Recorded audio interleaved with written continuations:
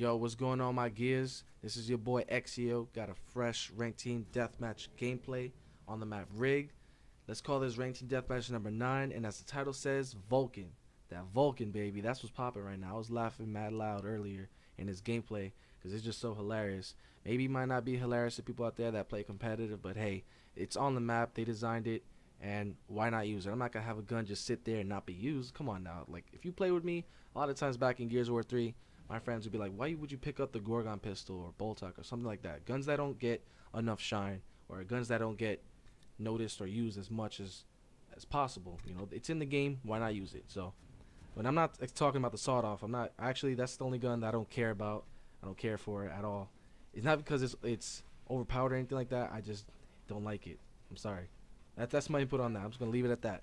Now, the Vulcan, as you guys know on Rig, it's one of the power weapons. The power weapons consist of Boom Shot, Bushka, Breach Shot, Boom Shield, and Vulcan. A lot of B's. So, anyways, Boom Shield, I don't really go towards it. I pick it up like every once in a while. I don't really see myself using it as much as I would like to because it's not benefiting me.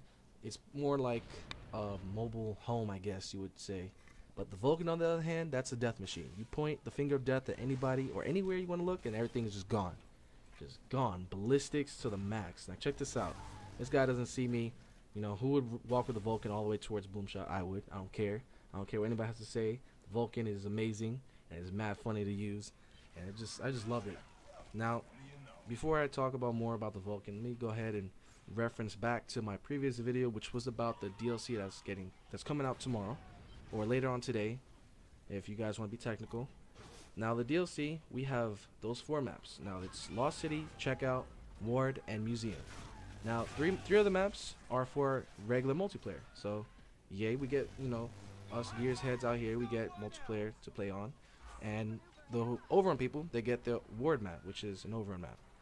And I just hope that the population does increase. That's my highest hope right now. I mean, the gameplay of Gears of War Judgment is not all that, but I do like how a lot of stuff that was removed is actually good in a sense. Now, I'm not talking about down but not outs. I know a lot of people, including myself, are very reminiscent, and we love the down but not outs in the previous titles, but hopefully they might bring that back if there's a next title.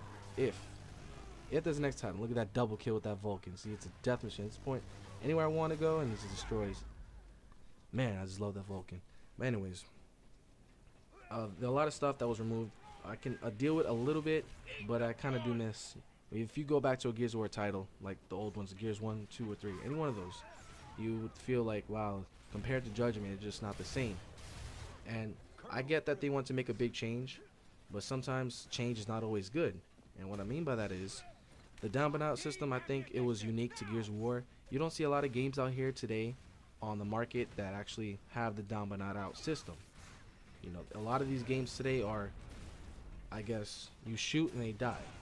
The down but out system was unique, and that's something that Gears started, and I think it should stay with it for as long as possible, because that's just Gears. That's just how I feel. That's me personally feeling about the game that I care about. And I know a lot of people out there care about the game too. No, we're just trying to help it. Maybe if Epic listens to our voices a little bit more than they are right now, maybe they might change stuff in the future. Right here, I try to be slick and get on the little turret over here, try to get some kills. I don't even think I don't even get one. I get blown up because they stuck the stupid machine gun with a turret, whatever, and I just died. And I was just trying to get a little kill with that, but it didn't work out. But anyways, I just hope that Epic, you know, listens to the positive criticism that everybody in the community has been giving feedback on, and I really do hope that there is a next Gears of War title.